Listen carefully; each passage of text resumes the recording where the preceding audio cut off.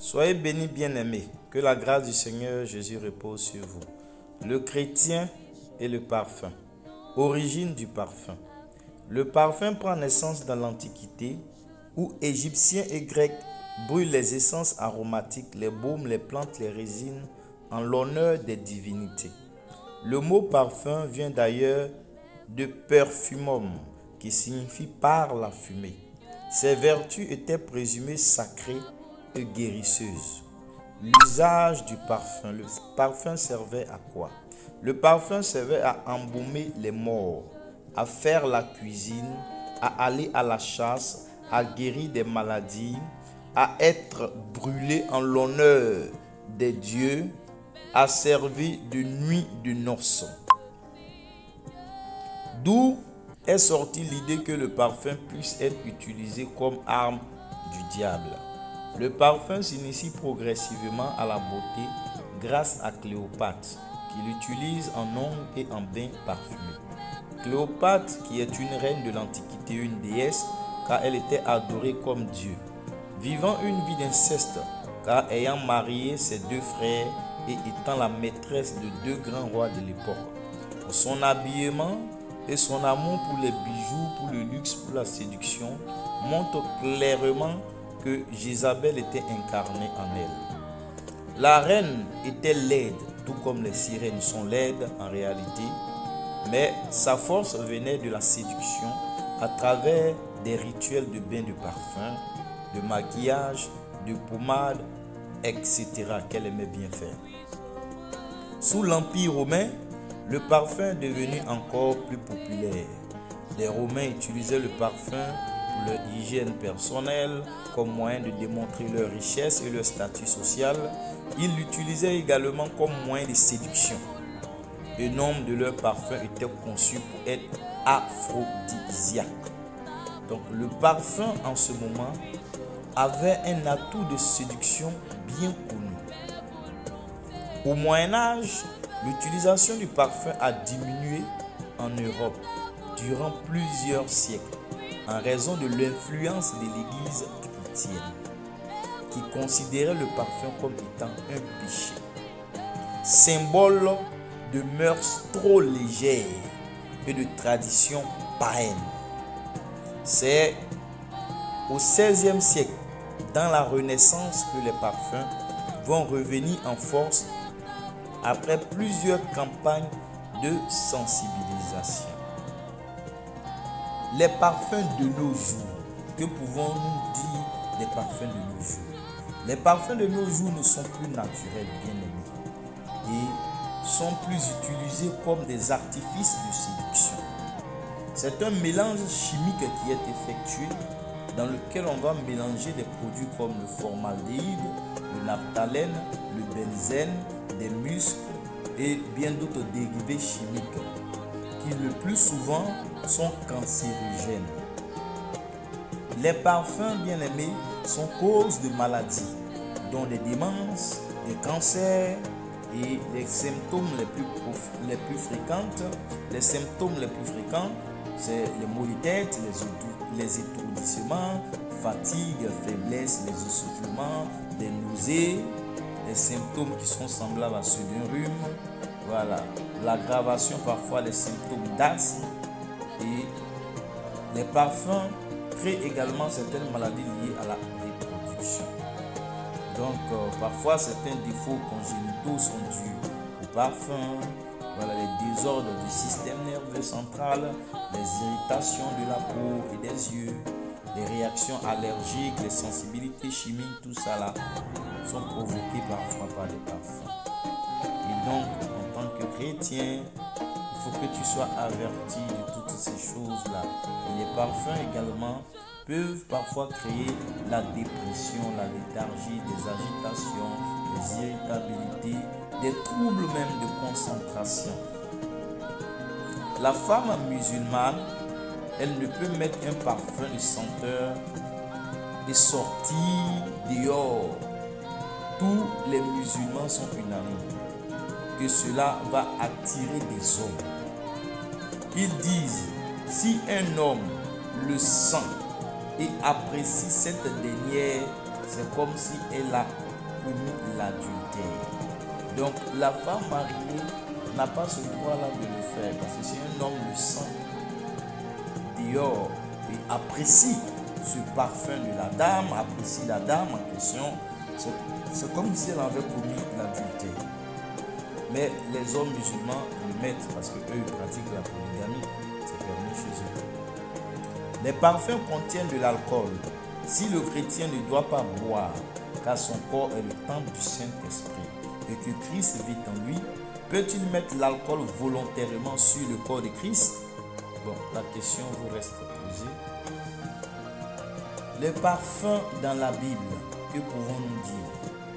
Les parfums de l'Écriture sont au nombre de 12. Les 8 premiers sont composés de 2 groupes de 4 et se trouvent dans la composition de l'huile d'onction sainte et de l'encens composé. Et nous allons trouver les parfums du sanctuaire dans Exode 30, 22 à 38. Ils représentent les perfections morales vues en Jésus dans son humanité, sainte et sans péché, dans sa gloire, comme d'un Fils unique de la part du Père, et dans ses souffrances comme homme de douleur.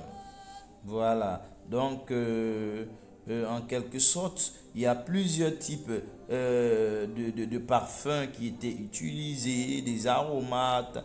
Voilà, vous allez voir donc Cantique des Cantiques, le chapitre 4, de 13 à 14, d'autres types qui étaient utilisés.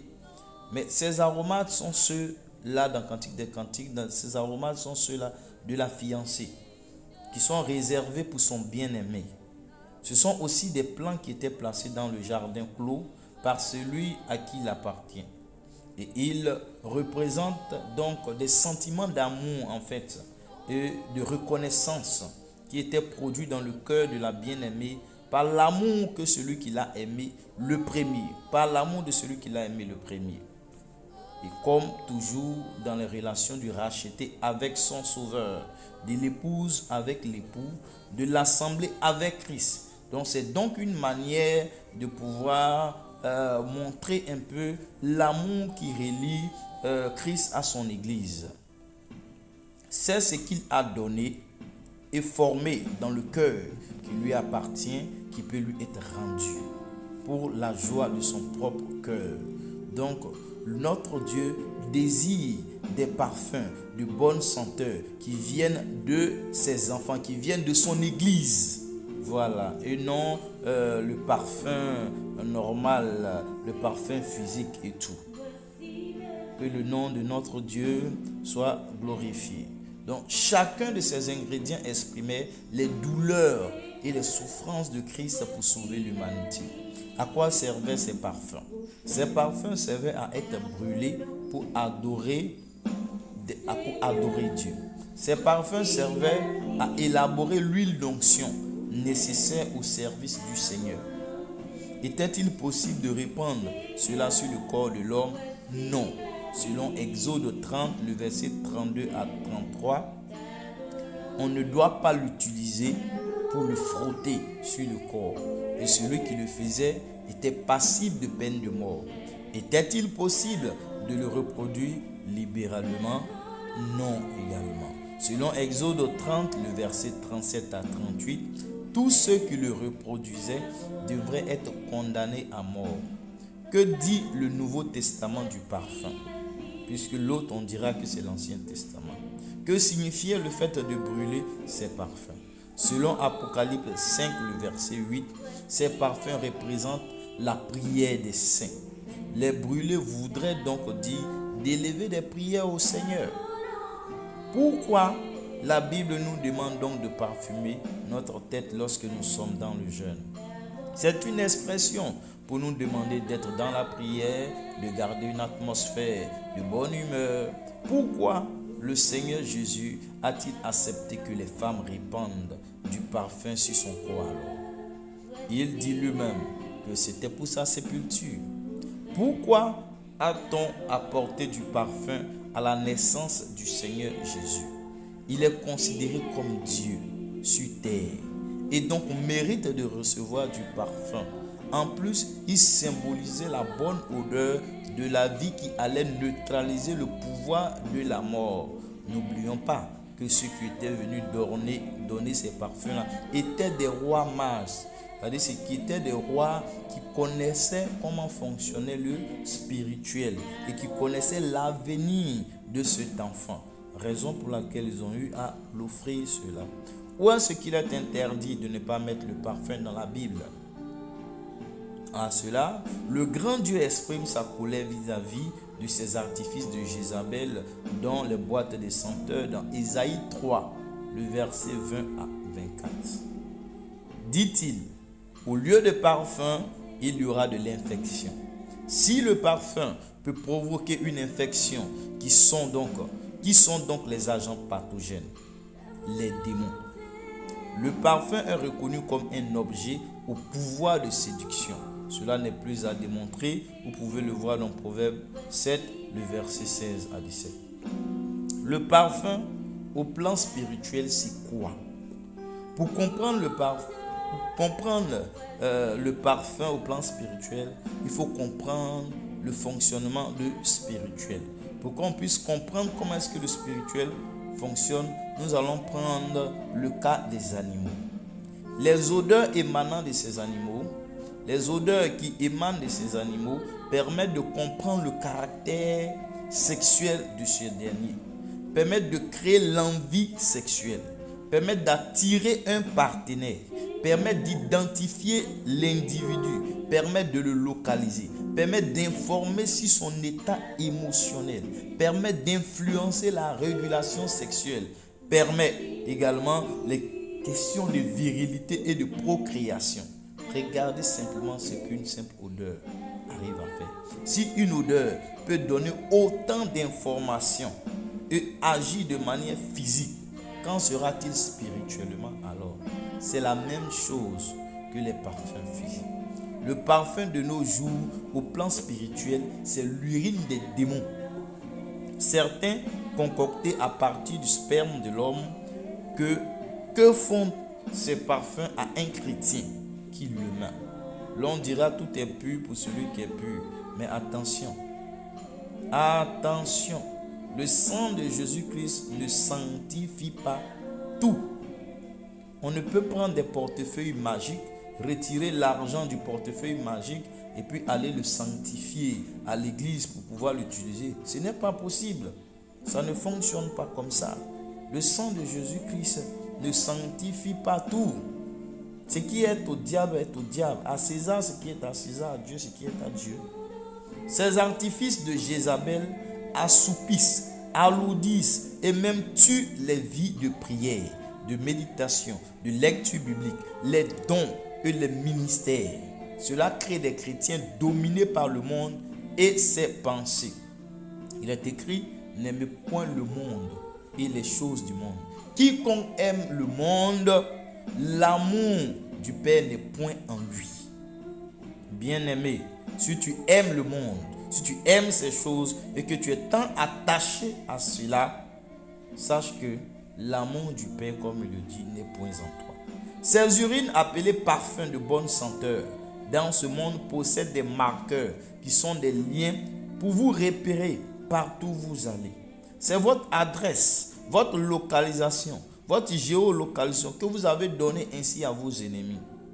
Que cela ne vous étonne pas d'être visité par un mari, une femme de nuit après une journée bien parfumée. Un esprit vous a bien suivi pour satisfaire cette envie de vous reproduire que vous avez émis dans les airs par l'odeur du parfum. Ces marqueurs sont des portes d'entrée par lesquelles le monde des ténèbres peut facilement utiliser pour vous atteindre. Ces marqueurs attirent facilement des démons. C'est une invitation que vous leur donnez. C'est comme un chien qui, après qu'un animal soit passé, même s'il n'a pas vu l'animal, le simple fait de prendre l'odeur, il peut réussir à retrouver là où l'animal était. C'est de la même chose, comme un chien réussit à repérer où se trouve la drogue. C'est parce que ça se trouve au niveau de l'odorat. Une fois que l'odorat a déjà capté ça, c'est fini. Partout où le produit est mis, le chien s'arrange à pouvoir trouver cela. Et les occultistes ont des esprits de chiens en eux. C'est la raison pour laquelle quand une personne dort, il voit qu'on le poursuit, les sorciers le poursuivent, il voit parfois l'image d'un chien en train de le poursuivre. Voilà, donc ils ont un odorat très très développé, ces occultistes qui ont des esprits de chiens en eux. Et facilement, on peut vous repérer partout où vous allez. On a toute votre adresse, vos coordonnées, votre géolocalisation. Donc on pourra faire ce qu'on veut de vous. Donc vous êtes une proie beaucoup plus facile. Comment est-ce possible? Comment est-ce possible vu que ce sont des usines sur terre qui les fabriquent? Le spirituel domine le physique et les produits sont fabriqués dans le monde des ténèbres et transformés sur la terre pour remplacer ceux des usines et des autres fabricants de manière spirituelle. Ces parfums, pour ceux qui ont été davantage travaillés, peuvent même servir de potions magiques, de potions d'envoûtement, de potions d'attirance de la clientèle ou même d'attirance des fidèles d'une religion, de rejet, des potions d'échec, etc. Quelle est cette entité qui est derrière cela? C'est le royaume des eaux, dirigé par la reine des côtes, Mami Wata. C'est l'activité phare des sirènes, les artifices de séduction. La puissance de séduction du parfum n'est plus à démontrer. Tout chrétien qui met ces artifices du diable a expressément choisi d'inviter les démons dans sa vie et de leur donner ces informations personnelles. Il devient donc une proie facile à attaquer. C'est la raison pour laquelle la jeune sœur ou le jeune frère ne comprendra pas pourquoi les hommes ou les femmes tournent beaucoup autour de lui ou d'elle sans les avoir recherchés, ni pourquoi la douleur des règles menstruelles sont si intenses, ni pourquoi il n'arrive pas à suivre correctement la voie du Seigneur. Pourtant au fond de son cœur, il aime bien Dieu. Ni pourquoi sa virilité vacille, ni pourquoi elle n'a pas cet amour, ou bien il n'a pas cet amour profond pour son mari, pour sa femme. Tous ces genres de choses-là, parce que le monde des ténèbres, le royaume des eaux, travaille avec les questions de séduction et dont le parfum. Et du coup, elle régule tout ce qui est des activités, même de l'appareil génital et tout ça. Dans toutes les complications des règles et tout, elle y intervient. Les myomes, les kystes, toutes ces maladies, les fibromes et autres, ils sont derrière tous ces genres de choses-là. Spirituellement, ces genres de trucs de myomes et autres sont comme des serpents en fait dans le corps. Et régulièrement, on ne manque pas de voir ces genres de choses lors des délivrances et tout. C'est ton parfum qui active les démons de la séduction à te trouver des partenaires sexuels et à contrôler ta vie. C'est pourquoi tant de vies de couple sont détruites car ils ont des artifices de séduction qui invitent la sirène des eaux dans leur foyer. Dieu a créé chacun avec une odeur particulière. Le chrétien doit rester dans le naturel. En dehors du naturel, le risque est plus élevé d'être trompé par le diable qui est le père du mensonge. Tout esprit dispose de ce que l'on appelle aura, qui est une forme de vapeur pouvant dégager une odeur qui lui est particulière. Vous pourriez donc répandre l'odeur d'un démon sur vous croyant sentir bon. Si vous sentez une odeur subite, sans voir quelqu'un, ni pouvoir l'expliquer, soyez sûr qu'un esprit est dans les parages. Il y a des millions de personnes qui peuvent confirmer cela.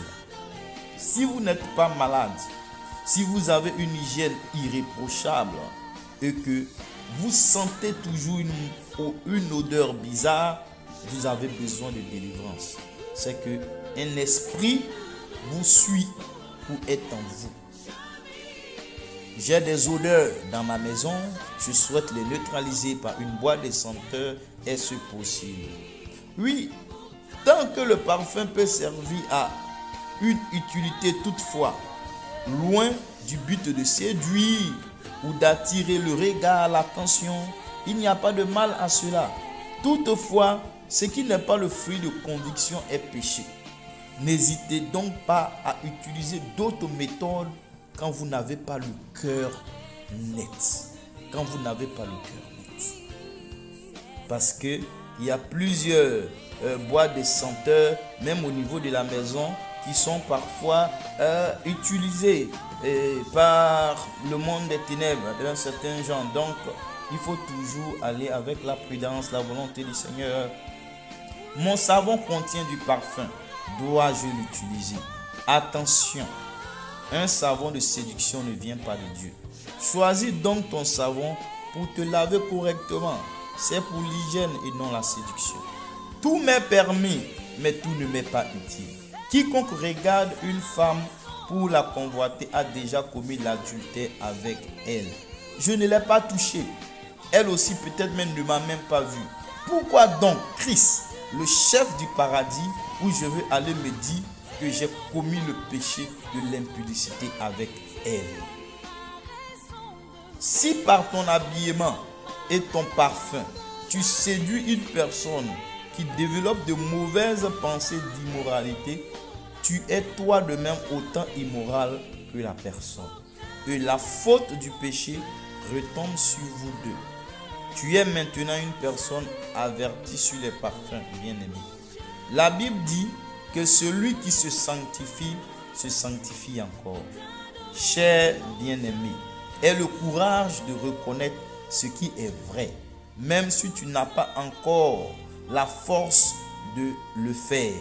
Tu seras béni que de chercher à justifier et à couvrir une forme de séduction qui pourra te conduire en enfer et plusieurs autres, dans une certaine mesure. Si ton bras est pour toi une occasion de chute, coupe. Vaut mieux pour toi d'entrer au ciel avec un bras que d'aller dans la guéhenne avec les deux bras. Que celui qui a des oreilles pour entendre, entende.